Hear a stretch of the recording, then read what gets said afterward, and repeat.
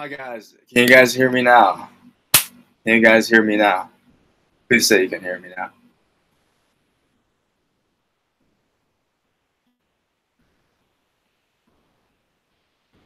Shit, there's no sound still? What about now? No? No sound?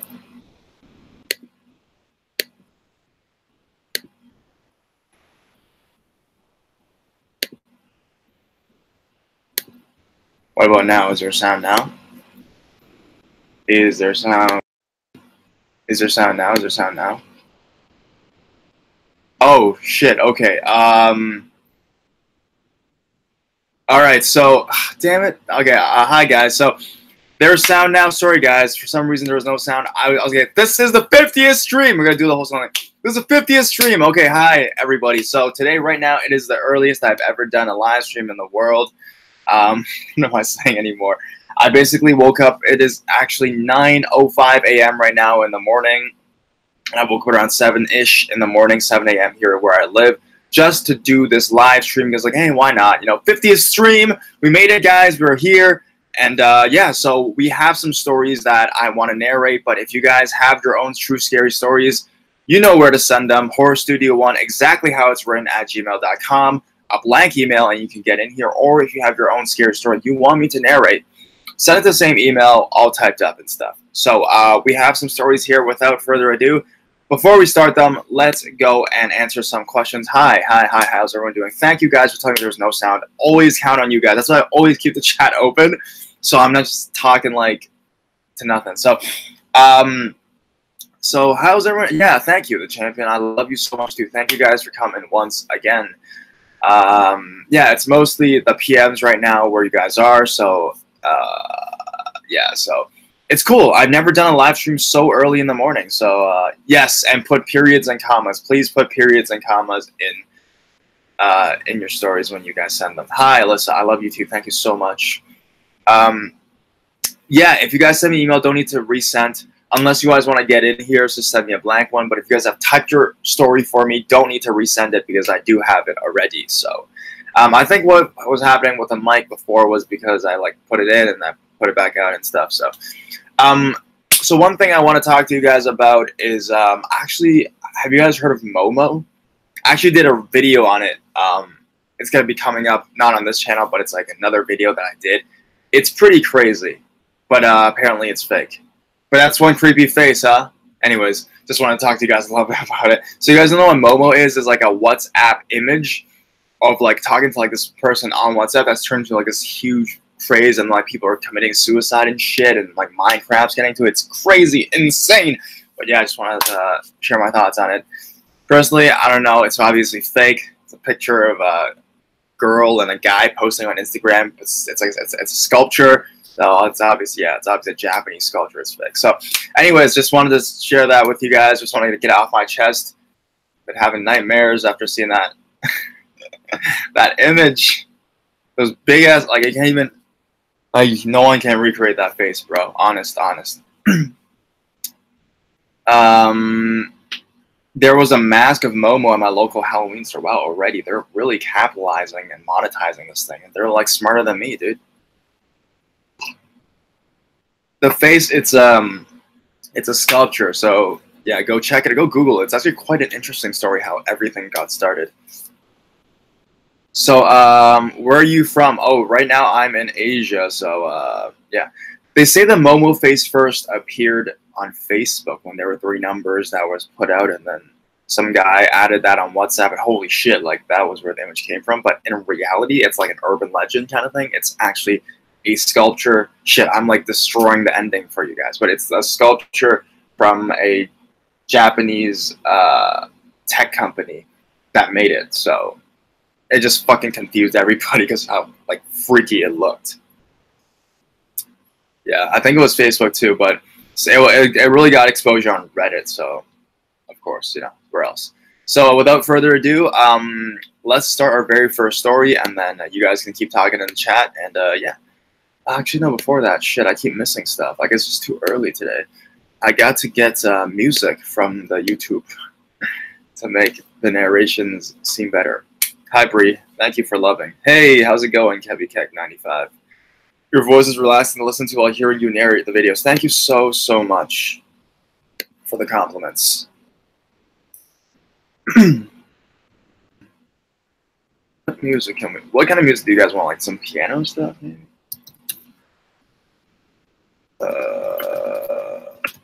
I'm gonna put this song. You guys definitely know this song. I know that. If you guys don't know this song, you guys don't watch enough of my videos, man. It's playing.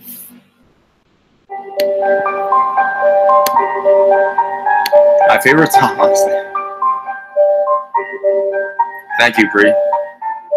Thank you, thank you.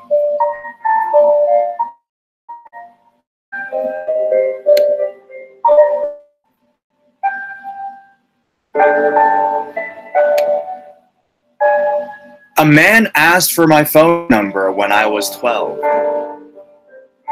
Just to give some backstory, I'm 14 years old. I'm from a small city in England called Bradford. It's mostly a Pakistani and English population. In England, we use the word shabby, which could describe Bradford perfectly. It means that we are very scruffy and dirty, with a lot of homeless. You meet amazing people here with a lot to offer, but sometimes you meet the bad ones. So, I was sitting on a bench waiting for my mom to come out of work. That's where we decided to meet. It was outside of a shopping center and a McDonald's, so a very crowded area, when a man, about 6'2", sat down next to me. He had curly ginger hair and a lazy eye. His clothes were ripped and dirty. I presumed he was homeless. He sat down and said, "Hello." Being the 12, naive and sweet, I looked up from my phone and I said hi back. I didn't feel threatened at all, just uneasy. He didn't look at me the entire encounter. He just kept facing McDonald's, not saying a word. So, how old are you? And honestly, in the moment in which he spoke, my eyes started to water. I was so nervous. 12? I muttered back, still keeping my eyes fixed on my screen. Have you got a boyfriend? Yes, sorry. I didn't have a boyfriend, but I wasn't stupid enough to let him know I didn't. I'm just waiting for my mom to get out of work. She works down there, and I pointed. He didn't move his head from the position he had maintained. Can I have your number? He whispered. I looked at him, gobsmacked. Sorry, no. I was so nervous. Then my phone rang. It said Mom on the screen with a few love hearts and kisses. He averted his gaze to my screen and he stood up. He ran, ran straight ahead, and he didn't stop running, dodging everyone in his path. I answered the call and I started crying. I saw him a few more times later, sitting outside the bus station under a dirty blanket begging for money. The police wouldn't be much help, so we just left it there. This story isn't as scary as some of the others you'll receive, but I felt necessary to share. I haven't seen you in about a year, so I hope I never have to see you again. Nice. True love right there, bro. He risked losing his place under that bus stop with his blanket just to talk to you. Hey, how's everyone doing?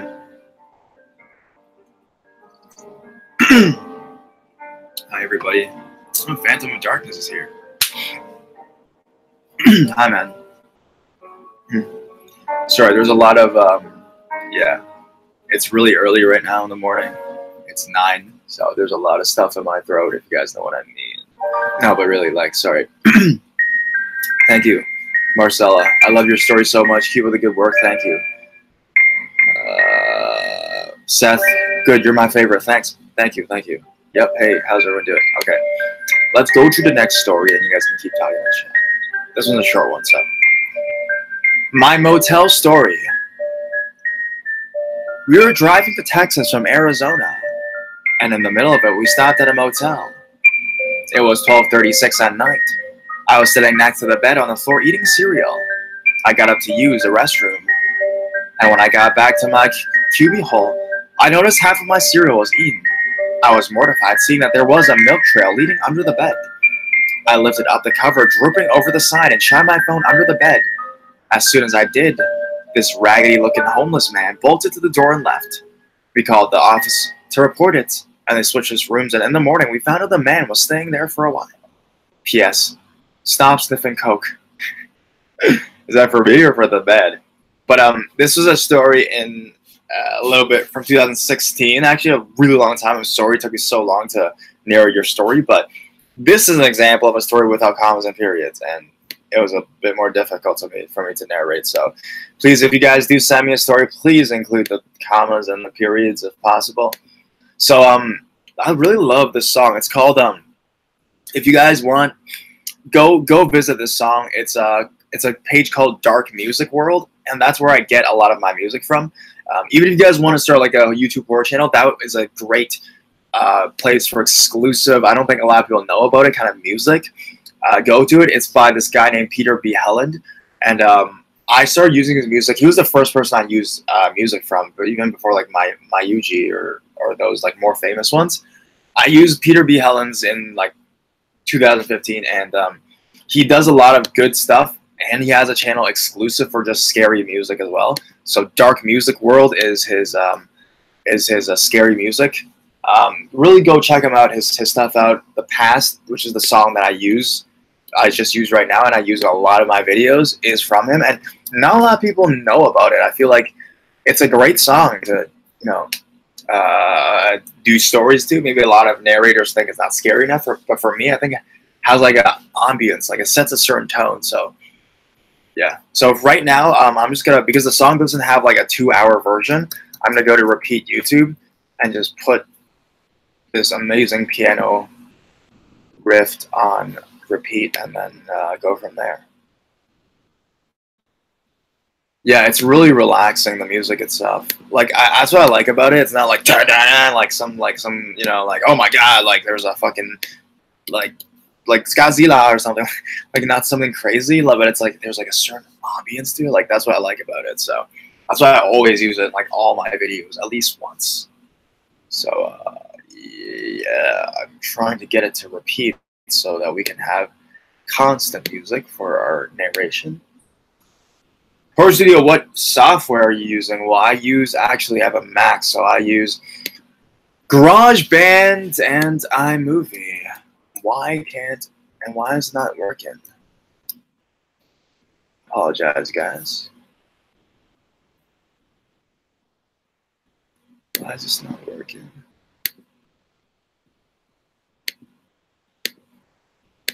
Alright, let's play it again. We gotta manually do it. I don't want to do that though.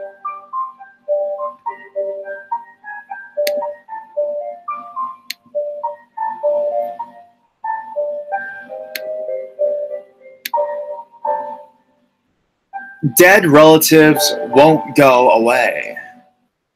Before I begin the story, I'd like to give you some information before this event. So it was a late July day, and I just got back from riding my bike, which I usually did when summertime came. I got home an hour or two later than when I'd left. When I entered my house with the house keys given to me by my parents, I saw through the window a silhouette of a person standing by the stairs. I couldn't tell if it was anyone in my family, but as the kind of kid I am for age 13 at the time, I really didn't take any shit from no one and went to my garage to fetch an axe. Now, you're probably thinking I'm paranoid, but at our old house, shit like this happened all the damn time. When I got into the house, I immediately charged to the spot where I'd seen the guy, but I didn't see him. Fast forward 2 weeks later, and now I'm staying at my aunt's house with my cousin. Well, the part that made me nervous is that her house has been haunted before, and after that event, I really wasn't sure if I'd take the paranormal stuff well. Anyways, that night, I've been doing dishes when I thought I heard what seemed to be crying coming from the spare bedroom. The only thing that made me nervous was I was sure my aunt went upstairs with my baby cousin not even 5 freaking minutes ago. I continued doing the dishes until I heard, "I'm gonna get Sarah in her sleep by the time she was born, 12 in the night." After I heard, I flipped shit and ran up the stairs screaming and was greeting my aunt yelling at me, asking what my problem was. I told him in a way like I almost died. I heard a voice tell me it was gonna get Sarah in her sleep.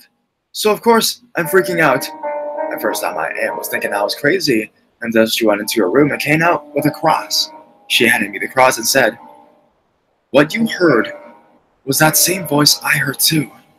After that, I literally couldn't sleep. at night. I remember it too well, too. But that could just be like 3 monsters, and yes, that is true. When I looked at the clock, it was 2 in the morning, and I heard what seemed to be crying. Now, I don't know if I said already, but I'm a person who either you do or do not, but I'm a big believer in the paranormal, and I for sure was hearing something paranormal-like. When I got to the stairs, I heard a voice that comforted. Caleb, is that you? It's Uncle Harvey.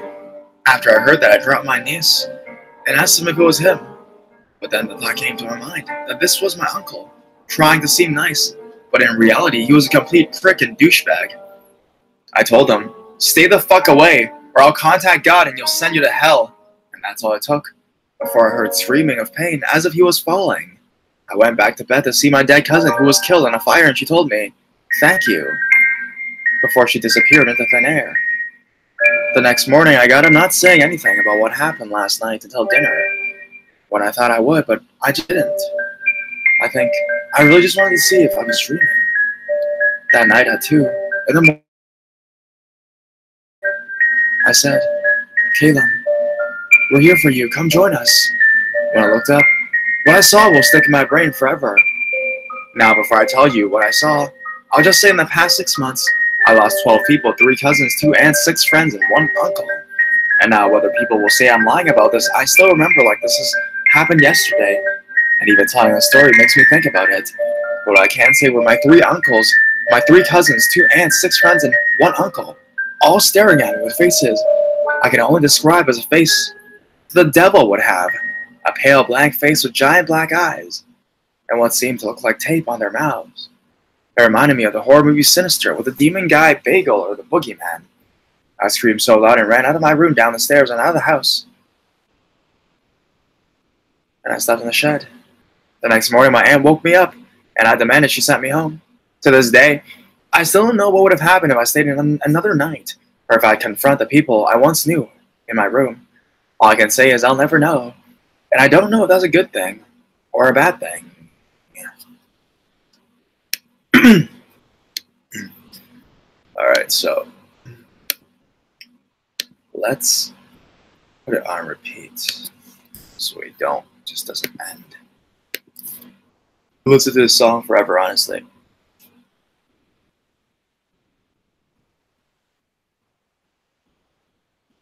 There we go. It's on repeat. Yeah.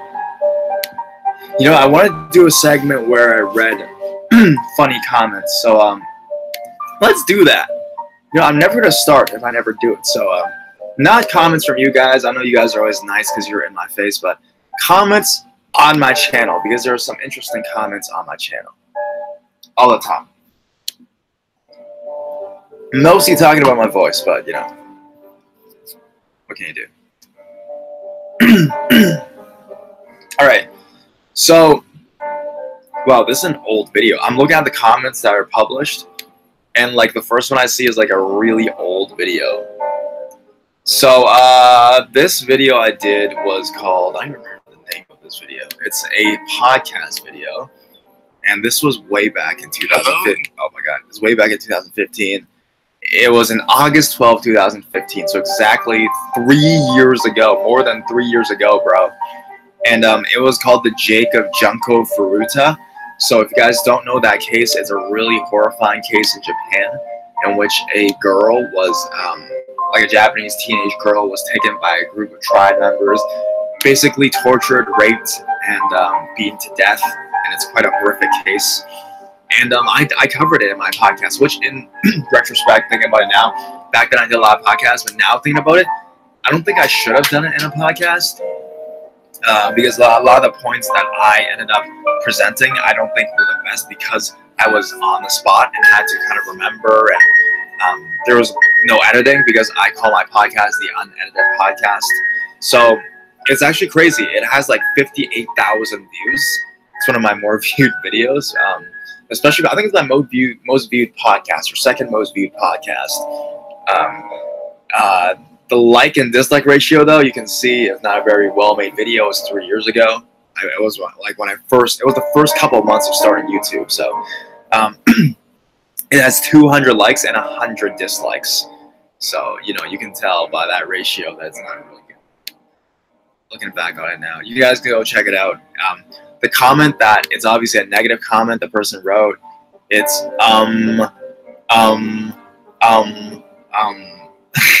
four of them.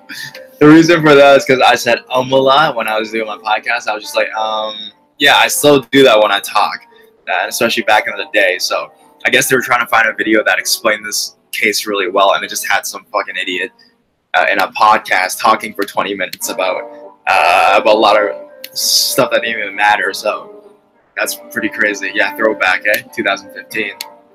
The next video, next comment is,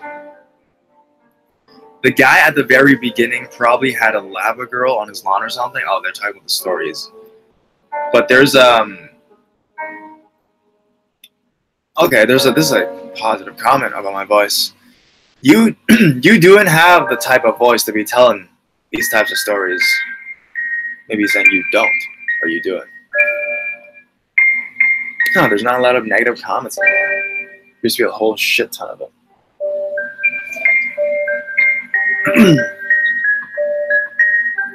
I've heard these exact same stories multiple times by different storytellers, says Matt D. Muhammad Hamza says, he's saying as he will cry. So I guess he's saying my narration is as if I'm about to cry.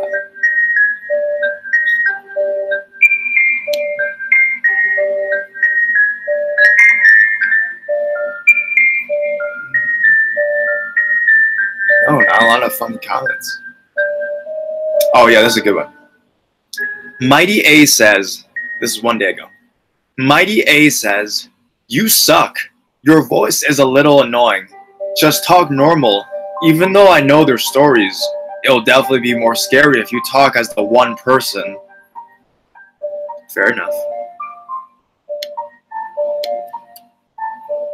So what other names? Oh man. Oh yeah, this is a good one. Frederick Smith. Why do you sound so effeminate? And like every statement is actually a question, LOL.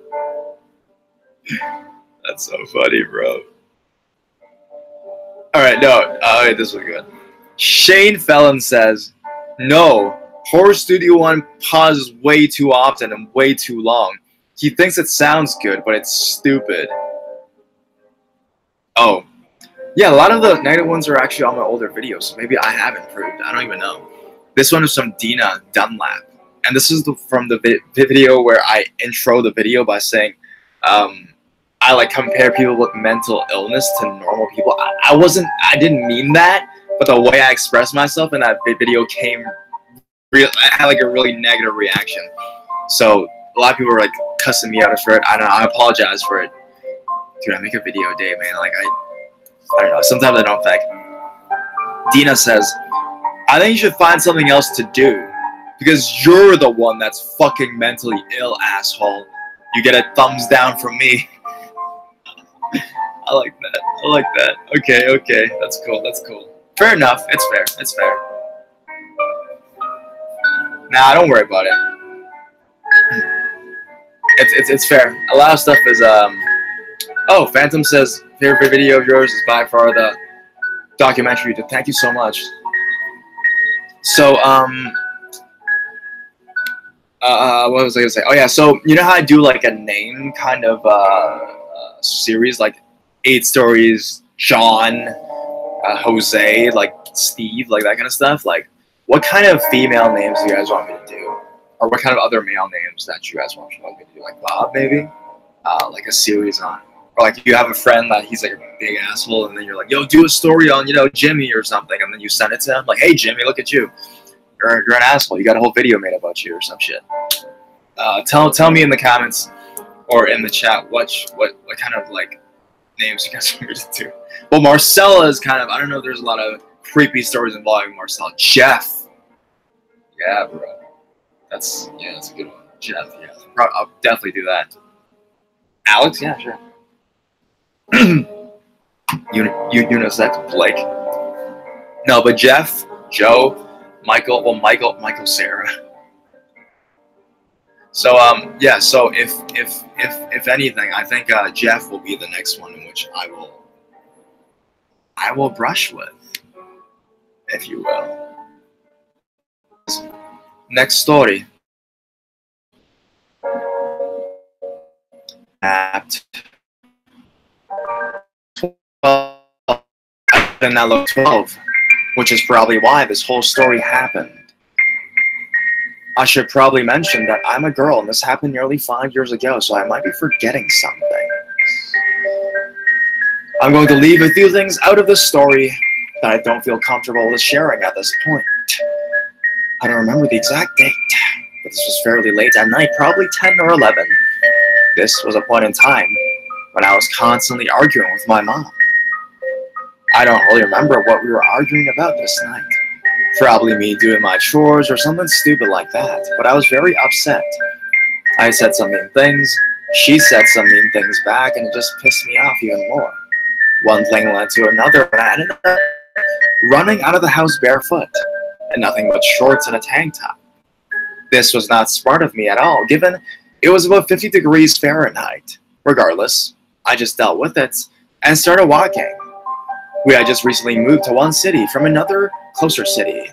Given I had no place to walk to without her finding me, I decided to walk 1.5 miles to my old apartment complex barefoot.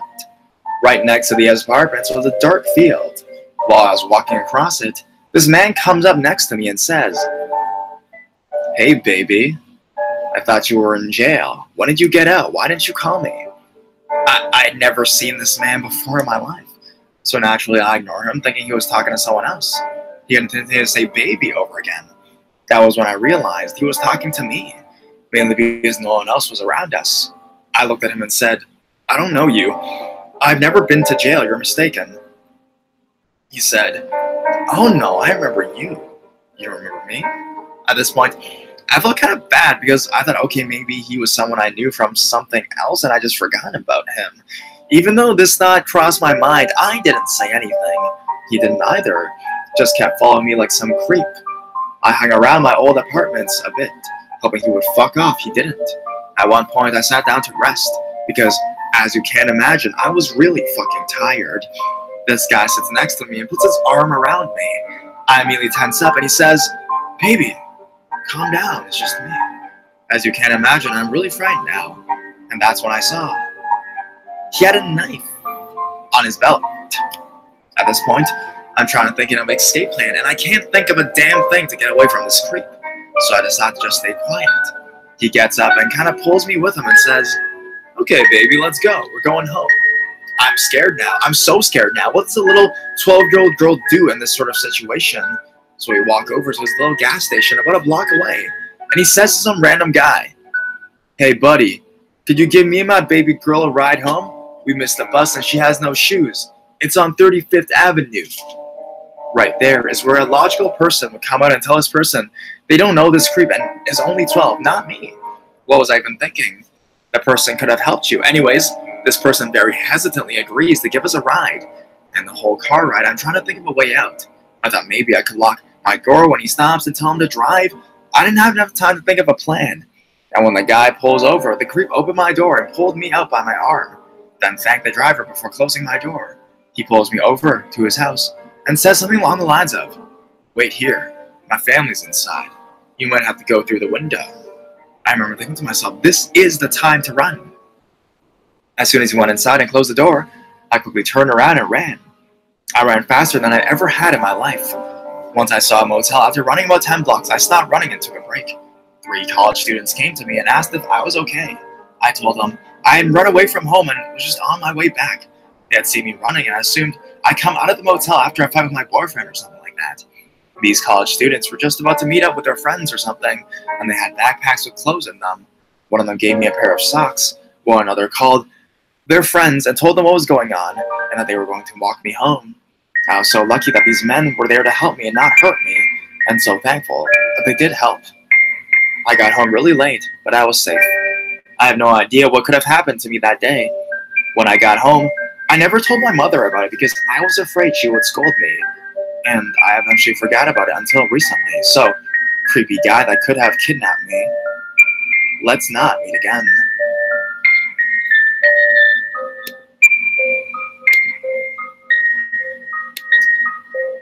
Damn. Alright, so, I'm just gonna do an Instagram story. I know I'm basic, but I want to show that I am doing live streaming. If you guys don't know, I have an Instagram. It's more like daily life though, so you guys may or may not want to follow it. So just give me 1 second.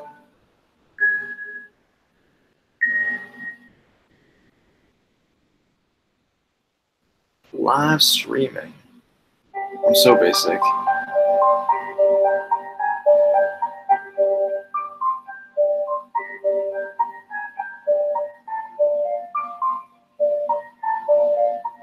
All right, so yeah, you can find my Insta on my main page, and yeah, you can go follow me there. It's just go back to my front page, and then it's on the top right where my banner is.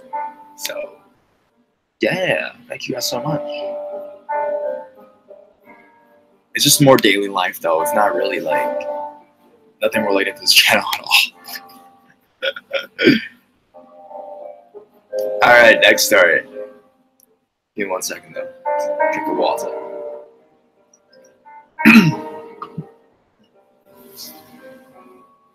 Fan submission. Hey Horror Studio 1, longtime subscriber here. I really enjoy your narrations. Thank you. They help me sleep, relax, you name it. I figured this story was crazy enough to send you in hopes you'll narrate it. It'll definitely one that fall under the holy shit stories you do. Maybe. Oh shit, I'm sorry. I'm doing it on my live stream. This story didn't happen to me, but to my girlfriend and her friends. I'll be writing this from the perspective of my girlfriend.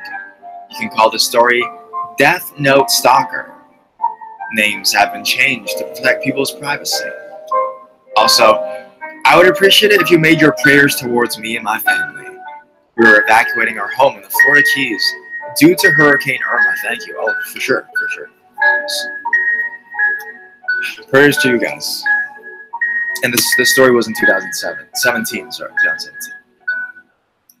When I was in the 8th grade of middle school, a new kid named Alan moved to the school. I first met him in my art class. It was a mostly empty room, but he decided to sit right next to me. So to be nice, I introduced myself and my group of friends to him, and things went okay, no big deal. However, every day he became stranger and stranger. He owned a coin that he claimed he had charmed, and he would sometimes hold it close to himself and whisper in a language none of us could identify, in order to curse the person he was looking at while whispering. He was a pure white American, but he would frequently count to 3 in German. When he got to 3, he would hit one of us. Alan was also very lustful. He longed for a new girl every week, and they would claim they were his dark mistresses at night. He would randomly tell us about his love for French kissing, and he would always unbuckle his 2 belts in class. Yeah, he wore 2 belts at the same time, and would keep going further until we stopped him. Even though he was really weird and often not nice to us, we still attempted to be friendly with him because we knew he had a hard life due to being orphaned, but none of us could have expected this. Alan was your typical weebo, anime lover. He would sometimes lend me his manga to read, and in return, I would suggest him new anime to watch. I decided to show him my favorite anime then, and still is to this day, Death Note. If you don't know, Death Note are the plot. The main character kills others, usually criminals, by writing their names in a notebook, sometimes with a date and time of death, and how the recipient would die. Since I got him into it, Alan had begun to act more strange than before. He ran for student president because he wanted the school uniforms to be the jackets from Attack on Titan. He would mysteriously run out of the school every afternoon, wearing the same stripe as if he had something important to be. And weirdest of all, he was actually nice to us. He stopped beating us with books, freaking cussing at us, and even gave me his address for me to come over to hang out. I politely declined. It was too fishy for me. However, my friends were not as skeptical as myself. Alan knew that my friend Aaron had wanted a Ouija board for the longest times. We were edgy preteens. I still cringe at the memories of my younger self. They made a plan to save up for one together. Soon, they had enough money and bought it. Alan asked if he'd come over and play with the board with Aaron and I, so she gave him her address so he could make his way over there. A week later, Alan had disappeared without a trace. Confused, we asked the office members what had happened to him. It turns out that Alan was admitted to a mental hospital, and he would not return, nor return to our school. One of the campus police officers explained to us that Alan had stalked the officer, took videos, and kept the evidence in his backpack. Apparently, his plan was to exterminate the officer by tracking him everywhere he went. He was sent away due to the incident with the police and another situation involving his peers. We had absolutely no idea what the second incident could have been until 2 days later. Our friend Lee had come across a notebook, which was titled with Alan's name on the cover. On the inside, it was covered page after page with the names of students and staff members, all in Alan's handwriting. We found many familiar names, along with how they were going to die and reasons why. My friend Alex for calling him an egg, Robbie for copying his moves, and Ross for calling him hot. These are just some examples. Luckily, I was not included due to me being in the list of edgy maidens he must lust for. We flipped through the pages, reading name after name until one stopped us dead in our tracks. November 17, 2014. Erin River will die by my hands, cutting through her veins deeply with a razor blade until she bleeds out. I will perform the death at her street when we play with the Ouija board. We couldn't believe what we were holding. Alan had created his own Death Note. You know, Death Note is my favorite anime too, so thank you to this person. I won't say your name for your privacy's sake, but yeah, Death Note is my favorite thing too, my favorite anime as well. You know, in China, it's actually a big deal. They actually banned Death Note in China. I know they ban a lot of stuff, but this actually may be legitimate because in China, too many kids and like young people were making their own Death Notes, just like writing people's names in it, like hoping people die. I don't know. It's kind of fucked up. Like I like the idea of like you know, it's a story about power, passion, what's good, what's evil in the world. It has all those themes that are important, but like actually making that is twisted as fuck. Like honestly, like you don't have to kill people to make your dreams come true or make the world a better place, in my opinion, right? But that's what Chinese teens did, and then got the whole thing banned. You can't even watch that shit in China. I think it's actually illegal to own something like that, like a replica, like if you go to like Comic-Con and get one of those Death Notes and like bring it to China, and it's actually illegal there, I think, because people can write names in it, and it's like really fucked up.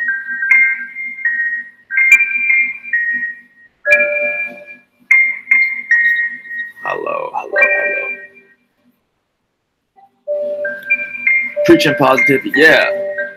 Well, that's what you gotta do, man. Alright, next. Oh, I sound like the Grudge girl. Alright, yeah, because it has to have that, like, vocal fry thing going on. Alright, next story. Paranormal story submission from Minnesota. Hey, Horror Studio One. Longtime friend from Minnesota. I have a paranormal story I think you and your fans might enjoy. I work in a hotel in downtown Minneapolis, Minnesota. I've been there over 3 years, and since we have a pretty high turnover rate in the hospitality industry, I'm the third longest serving employee for this property. Hotels are commonly considered liminal spaces, as we have a far flux of people come and going in such a short period of time. That being said, I've had my fair share of run-ins with the paranormal at this hotel. The first encounter I had occurred when I was fairly new to the property. I was hired as a breakfast attendant, the person in charge of making sure the coffee, beverages, and food was stocked for continental breakfast service. We're a pretty large property for this hotel brand. Most of these hotels have around 100 rooms. We have over twice that. The continental breakfast is complimentary, so the amount of people that come through is difficult to handle, especially for the 18-year-old university student that I was, having to get to work at 5 a.m. to start the prep. After a few weeks, the cook and I had started to become friends. He was a man from Mexico, around his mid-30s, and had 4 or 5 children and a gorgeous wife at home. His name was Uriel. We got to play pranks on one another, often hiding overripe fruit in each other's bags, discovering when we got home, locking each other out of the loading dock when we went out for a smoke, putting strange items in each other's beverages, and even locking each other in cooler or freezers for a few seconds. We got to be great friends, and would often race each other down Highway 94 when we finished with work. After about 6 months of working there, I had a few shifts at the front desk. On the weekends, I would come in at 5 a.m., work until 9 a.m., then come back at 3 p.m. and work until 10 p.m. It was a lot of work, but $12 an hour for an 18-year-old is a lot of money, so I picked up as many hours as I could. I came in for an evening shift one day, and the desk was so long. Our general manager was in his office with his door locked. I cheerfully greeted the evening chief as I went to clock in, but he didn't even acknowledge me, something very, very off. After a few minutes of asking around, someone finally broke the news to me. Uriel had died. He'd been driving home from a shift in late January morning, and his car had gone off the side of an overpass. His car had landed upside down, flattened in the 30-foot fall like a pancake. The only way the police could identify him was by his hotel uniform. They had called the hotel and asked for our general manager to identify him, as our general manager had opened a property in Chicago 2 years ago with Uriel's dad. He was visibly upset, and no one heard from our GM for the rest of the day. I was shocked. I immediately started to sob. I had to spend the better part of an hour refreshing myself up in the bathroom. But eventually I calmed down enough to finish my shift, avoid fighting back tears for the rest of it. I permanently transferred out of breakfast shifts after that, which our managers understandably obliged. As we are a select service property, it isn't uncommon for the front desk to retrieve items from the kitchen. We have an in-house name brand coffee station, and the front desk staff are all trained as baristas. We help out the bar from time to time and even give the chef a break after our happy hour ends and the bar and grill winds down between that and dinner rush. As I had experiences in the kitchen, I was often the person in charge of all of this. Uriel started paying me visits. They usually weren't too strong, and they were even comforting at times. He knew I was terrified of the garbage disposal compartment of the industrial dishwasher we had, which required that a button be pushed to operate. Occasionally, when I was coming by to collect dishware, it would buzz to life automatically for a few seconds, like he was mocking me for my irrational fear. Of course, it scared the pants off of me at first, but I soon stopped minding it, muttering an "Oh, Uriel," excuse me, under my breath and going on with my duties. The hanging rack of metal spatulas, tongs, and can openers we kept over our prep table would randomly start to sway, and they would tinkle like wind chimes as they clanged together.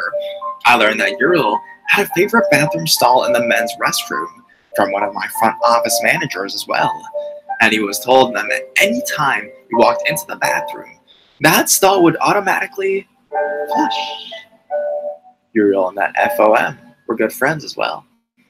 One time, though, I went to retrieve some items from our freezer, and, box in hand, I tried pushing the back door open with my shoulder. It wouldn't budge. I tried again, and I couldn't get the door to move. Panic started to set in. There was no lock mechanism on the walk-in freezer to prevent things like this from happening, but there was a light switch on the outside of the door. I set the box down at my feet and gave the door another shove with my hands, as hard as I could muster. Still nothing. I went to grab my phone out of my pocket to phone the front desk to come and rescue me, but as I reached into my pocket, it was plunged into complete darkness. Someone had cut the lights. Panicking further, I dropped my phone. I didn't have a smartphone at the time, and in my haste of trying to retrieve it next to my box at my feet, I accidentally kicked it somewhere. I rooted around for it for a few seconds and decided to try the door one more time. I backed up and shoved with all my might at the door, stubbing my toe in the process on the box I was trying to bring out, and still the door would not budge. Tears prickled at the corner of my eyes. In disbelief and terror, I started to beat at the door. Without thinking, I yelled, "Cut it out, Uriel! This isn't funny anymore!" The door finally gave. I exited the freezer in a huff, still trying to fight back tears, and pushed the box out with my feet. I thought I heard the faintest of male laughter in the distance. The light switch was in the off position, and I looked around for my captor. Whoever it was couldn't have gone far, because they would have had to have been leaning on the freezer door to have closed it. No one was in sight. I turned the light back on, retrieved my phone, and went to go find the current on-duty chef, ignoring the half-made meal I had been preparing. I found him loading in the loading dock, halfway through a cigarette, very confused at my angry accusation. You know what I find really cool? I just sneezed on camera. Yo, I've never seen myself sneeze before. Like, I've never filmed myself sneezing before. So I will have to go back and watch that for sure.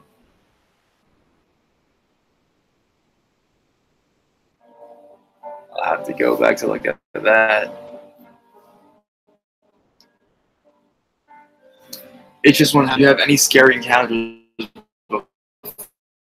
in myself and scary situations, because I'm.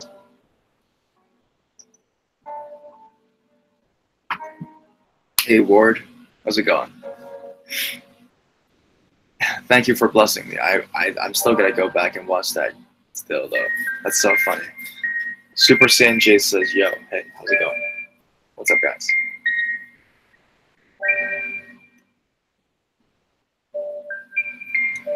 So yeah, send me some more scary stories. Oh, it's your birthday? Happy birthday, bro. How old are you? Hope you have a good one. So you are a Leo, right?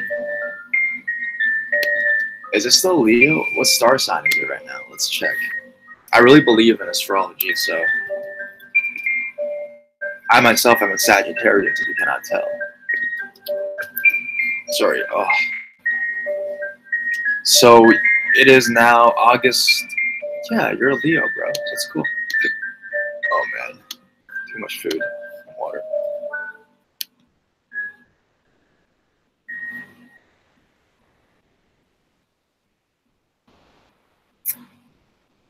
Henry says, hey bro, love your content and voice. Been a long time subscriber now. Thanks, man. Thank you so much. How often do you go live? I used to. I'm trying to do it more, like once every few days is what's happening. Libra, I should get along with Libras a lot. Libras don't like confrontations though, so that's a good thing, I guess. We gotta stand up for ourselves sometimes, you know? I don't know if the next story I'm gonna read is a creepypasta or a real one, because it says creepypasta in the title. But fuck, like, I don't know, like, let's just read it. Screw it. Let's try it. Because it says, this is a true story. The names and places are real. You may use all or part of this story as you see fit. You have my full permission. No response on your part is required. If you need to correct grammar or anything, please feel free to do so. Thank you, Sean. Wow, this guy's like making a contract. I gotta sign a contract before I can read his story online, on the internet. What evil does? Hello, my name is Sean. This happened back in 1985 in full view of myself. Why, my wife Marcy and my two 120-pound Roddies. The background, well, we lived in an old converted garage. It was separate from the main house, located in Miami, Florida. Not the best of neighborhoods, but we were all well protected by two huge dogs and a double-barrel shotgun by the bed. I also want to let you know that neither my wife nor I could have ever spoke about this and never told anyone about this. However, I think it may help me sleep better if I can just get this out of my head and share it here. We were at home one lazy afternoon. My wife had just made some fresh coffee and placed the cup on the table in front of me. Now, as I reached for the cup, it began to move across the table away from me. Okay, at this point, I just thought the table was slanted or there was water on the bottom of the cup. So not reading too much into it, I picked up the cup and wiped the bottom to ensure it was dry. It was. So I took out a level. The table was fine, level in every direction. It was at this point I started to find myself at a bit of a loss. I decided to try the cup at the table again. It turned out to be a bad idea. Cup slides away again. No matter how I went to pick it up, it would move to the opposite direction. It was at that point that I was done with this. My wife Marcy, however, was not. I told her several times to leave it alone and that you don't want to know what you're messing with. However, she paid me no mind. She tried every cup in the house, some empty, some full, some hot, some cold, all the time with the same friggin' result. The cup would move away from her no matter what side she went to pick it up. Marcy had now been playing this game with whatever this thing was for some time. By now, I was pissed and just wanted to get away from this thing. So with enough bitching and pissing on my part, I managed to get Marcy to stop so we could just go out for dinner. We got cleaned up a bit and took off. I didn't care if we ate or not. I just wanted to get away from what was going on at the house. After about 2 hours or so, we returned home. Everything looked fine. Nothing out of place. So we took the two Roddies for a walk and just chilled and played with my pups. After about an hour, we returned home with the dogs and again, no problems. Dogs were acting fine, all was well. So I thought. After some TV and relaxing, it was bedtime. As always, my 12-gauge shotgun, fully loaded with buckshot, is within reach of my bed. We slept with my two dogs in the house. I loved my dogs and they were part of the family. I had trained one of them as a full attack dog for my wife's protection. Off the bed we went. The dogs settled down onto their beds, and we were asleep in minutes. Somewhere around 3 a.m., we were woken up by the dogs whimpering under the bed. Marcy and I were unable to move. I couldn't even reach for my shotgun. Marcy and I were both staring at the same place, while behind the table. On the wall was a shadow. The shadow was so big, it went from the floor to the ceiling. We were terrified and frozen in place. After a few moments, what seemed like forever, the shadow moved from the wall to the ceiling and then rushed towards us. There was no words to describe that sort of horror. This thing rushed us, and thank God it went out the window. Once this thing was gone, the dogs went apeshit crazy and we were released from whatever was holding us down. Marcy started to cry. I grabbed the shotgun and turned on every light and checked everywhere. Nothing. Whatever that was gone. I tried to comfort my wife, but she wasn't having any of that. All Marcy wanted to do was get out of the house. I also wanted out, but we couldn't afford a hotel. We decided to go to an all-night restaurant, drink coffee, and stay out until dawn. Before we left, I checked on my dogs. Whatever was in the house had caused my dogs to pee themselves. After cleaning the mess and letting the dogs out to the yard, we left. We survived something. I don't know what it was. I don't want to know. I do know I have power to hold people down. Dogs. Whatever. The only name I come up with is evil. My wife never messed with moving cups or anything else that she couldn't understand. As for me, well, I went on to become a witch. But that's another story. Thank you. Damn! That's a good story. I like that story. This is definitely not creepypasta. Hey, Sean, bro, if very interesting stuff. If you have your witch story and if you see the stream, I know it's been like a year. I'm so sorry, guys.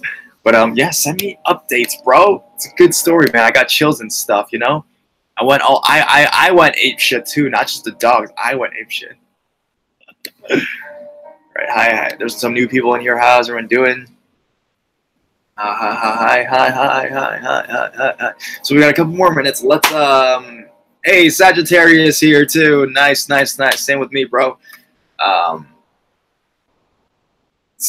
James Owen says, "Am I the only one who wants something to happen to me so I can have it on Horror Studio once?" Come on, bro. No, you don't want anything to happen to you, dude. You just want to like get entertained by people who do have bad stuff happen to them. Dark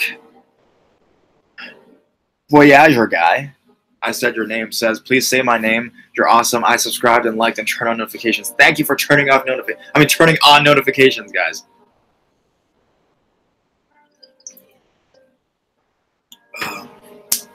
So since we have a couple minutes, because I'm hungry as hell, like I'll be honest, a couple minutes, let's answer some questions, Q&A. Hopefully questions I haven't answered before. And yeah, let's go from there. Because I think that's it what the story is.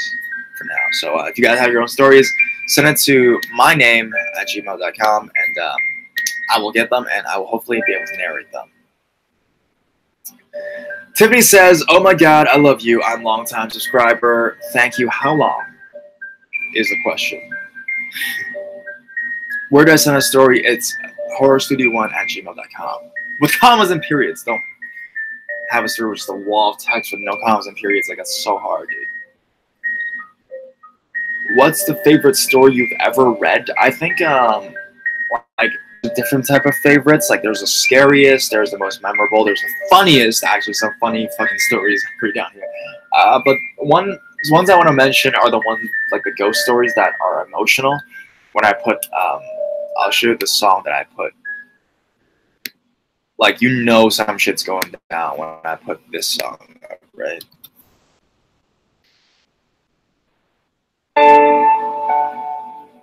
That's a sad ghost story. Yeah, it hurts.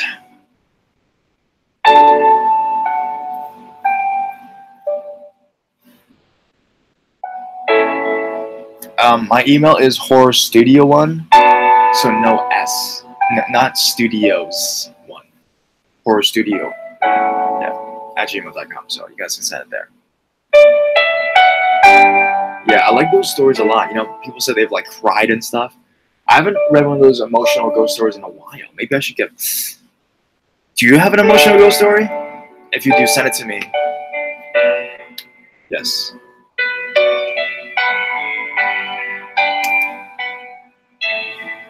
Yeah, I like making videos a lot. I like entertaining. I like telling stories a lot. I like telling any kind of stories.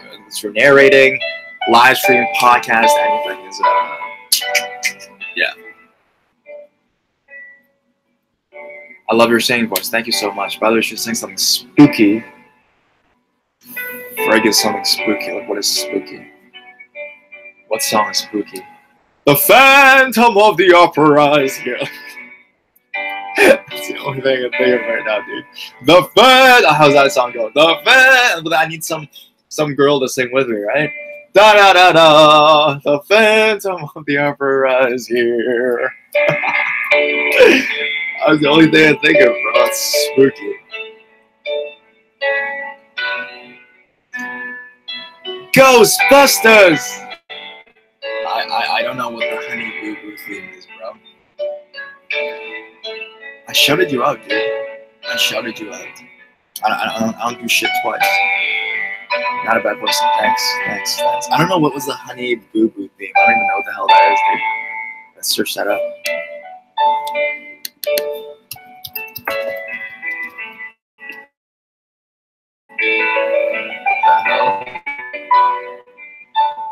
Here comes Honey. Oh, what the heck? Ew. Jesus. That is scary. Ew.